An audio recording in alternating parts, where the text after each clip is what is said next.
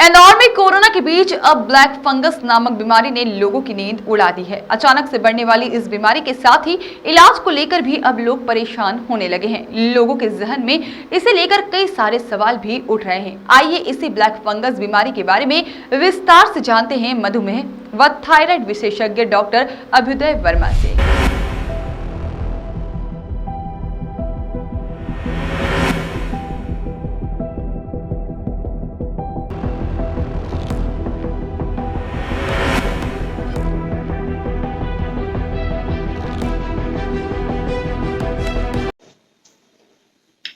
नमस्कार दोस्तों, मैं हूं doctor Abhyudaya Verma, consulting physician, diabetes एवं थायराइड स्पेशलिस्ट। आप सभी जानते हैं कि हम इस कोविड-19 की सेकेंड वेव में या दूसरी लहर में हैं और काफी दिनों से केसेस भी बहुत आ रहे हैं, मगर एक अच्छी बात यह भी है कि अब उसका पीक आ चुका है और धीरे धीरे वो प्लेटो बनकर कुछ दिनों में धीरे धीरे केसेस कम होते जाएंगे। आज हमें जो पुरानी तकलीफें थी, दवाइयों की, ऑक्सीजन की और अस्पतालों में बेड्स की अवेलेबिलिटी की, वो भी काफी हद तक ठीक हो चुकी है और अब पेशेंट्स की प्रॉपर केयर होने लगी है और उन्हें प्रॉपर रिक्वायरमेंट्स फुलफिल होने लगी है। मगर कुछ समय से आपने देखा होगा और सुना होगा कि कोविड-19 कि इस भयानक रूप के बाद जब हम सोच रहे थे कि अब चीजें सामान्य होने लगी हैं, तो एक ब्लैक फंगस या काली फफूंद नाम की एक और महामारी जैसी कोई चीज शुरू होने लगी है,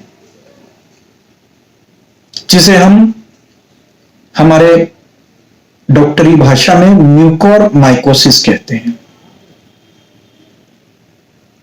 इसके बारे में आपने काफी सुना और देखा होगा, मगर मैं आपसे कहना चाहूंगा कि घबराएं नहीं, ये कोई नई बीमारी नहीं है।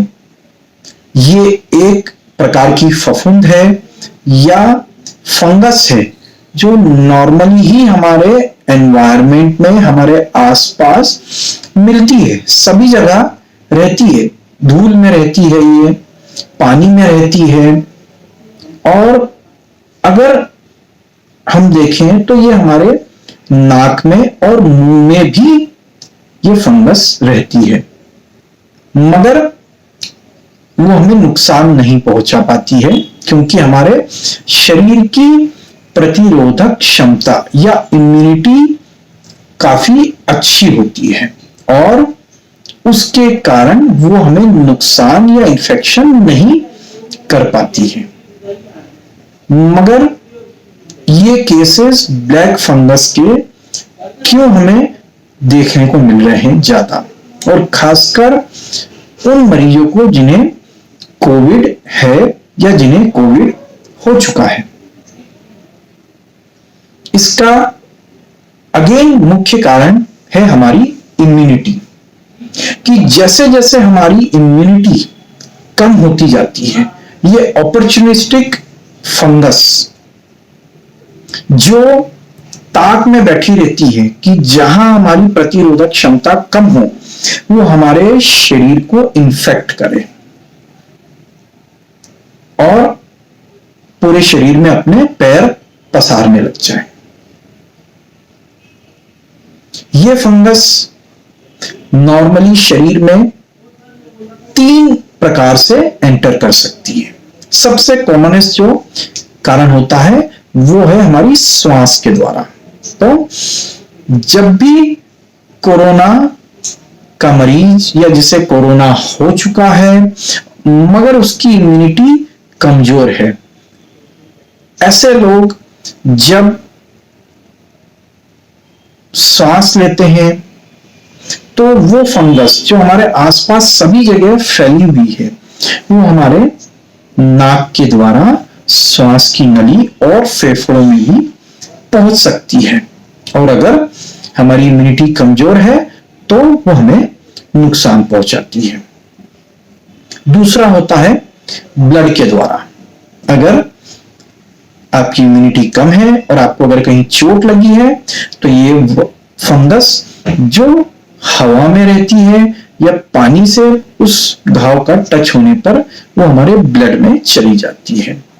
और तीसरा जो है वो खाने के द्वारा भी हो सकता है कि अगर हमारे हाथ गंदे हैं या कुछ ऐसी चीजें हैं जो जिस कारण फंगस हमारे हाथ पे लगी है, वो अगर हम हमारे खाने के साथ लेते हैं तो भी वो हमारे शरीर के अंदर जा सकती है। मगर सबसे कॉमनेस्ट जो है वो हमारी श्वास के द्वारा जाता है, जिससे काफी लोगों को ये परेशानी जो है शुरू के लक्षण नाक में देखने को मिलते हैं।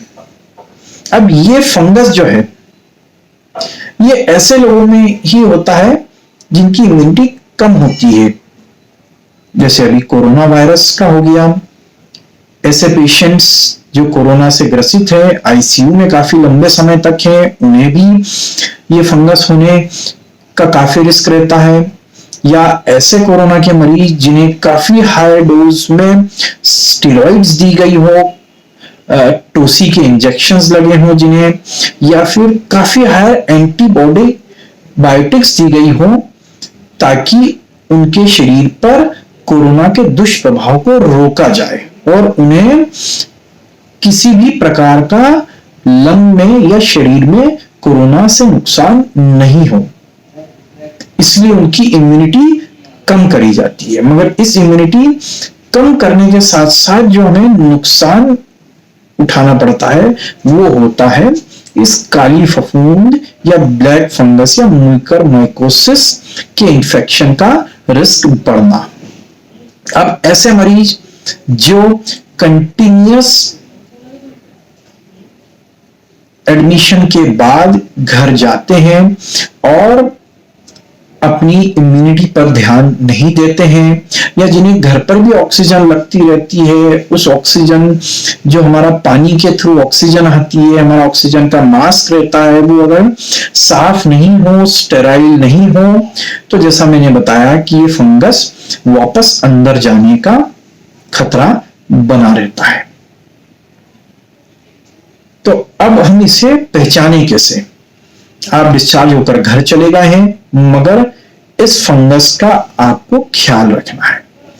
तो ये शुरुआती कुछ लक्षण ऐसे होते हैं कि अगर उसी समय से पहचान लिया जाए और बराबर डॉक्टरी सलाह ली जाए तो काफी हद तक इसे हम स्टार्टिंग में ही गोलियों द्वारा कंट्रोल कर सकते हैं। और ये शुरुआती लक्षण होते हैं नाक में सूजन आना, या हमारी सूंघने की क्षमता कम हो जाना या बिल्कुल बंद हो जाना,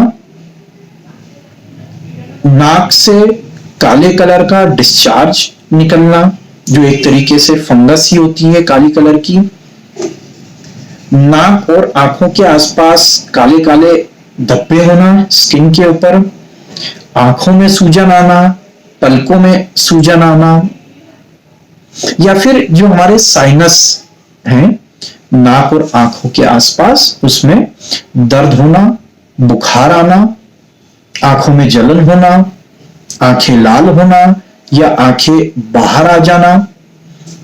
कुछ लोगों में अगर ये आंखों की अंदर नसों में फैलती है तो आंखों की रोशनी भी जा सकती है, या स्टार्टिंग में लोगों के आंखों के मूवमेंट स्लो हो जाते हैं या उन्हें डबल डबल दिखने लगता है।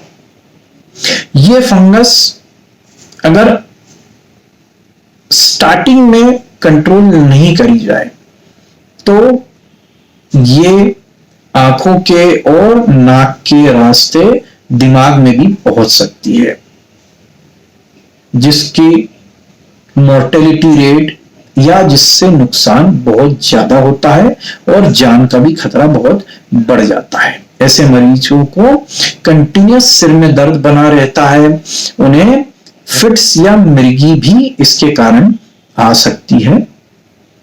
तो कोशिश करें कि स्टार्टिंग प्रारंभिक लक्षण में ही जब भी आपको लगे नाक में सूजन आ रही है और किसी प्रकार के ब्लैक स्पॉट्स बन रहे हैं या आंखों में हल्की सी भी सूजन आ रही है, तो अपने नाक कान गला विशेषज्ञ या आंखों के डॉक्टर को तुरंत दिखाएं।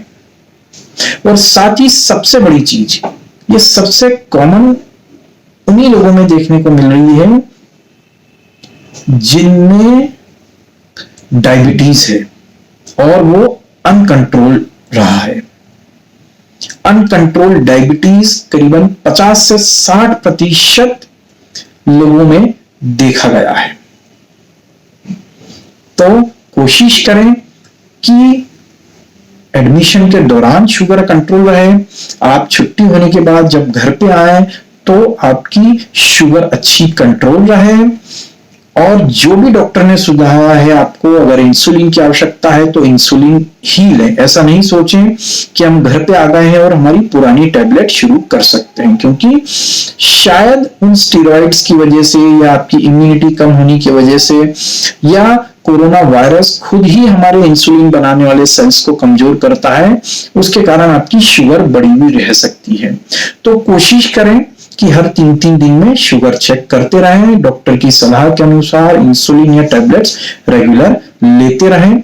और ऐसे मरीज जिन्हें रेगुलर डायलिसिस चल रहा है या कैंसर की थेरेपी चल रही है, वो अपनी थेरेपी रेगुलर लेते रहें और साथ ही साथ अपनी इम्यूनिटी का आप अच्छा ख्याल रखें। अगर आप इम्यूनिटी अच्छी बना के रखेंगे, अपने आसपास स्वच्छता रखेंगे, अच्छी हवादार कमरों में जहां सीलन नहीं हो, जहां धूप रोशनी बराबर आती हो, ऐसे कमरे में अगर आप रहेंगे तो ये ब्लैक फंगस होने के चांसेस आपको बहुत कम रहेंगे। तो एंड में मैं यही कहना चाहूंगा दोस्तों कि कोरोना से अगर आप ठीक हो गए हैं और आप आगे इस फंगस से बचना चाहते हैं तो अपनी इम्यूनिटी स्ट्रांग रखें, शुगर को कंट्रोल रखें, अपने आसपास का वातावरण जो है अच्छा रखें, साफ रखें। अगर आप ऑक्सीजन ले रहे हैं तो उस मास्क को और उस पानी को बराबर आप साफ रखें, स्टेराइल रखें और कुछ भी छोटे मोटे लक्षण होने पर तुरंत डॉक्टर से सलाह लें। धन्यवाद। Bureau report, voice of rights.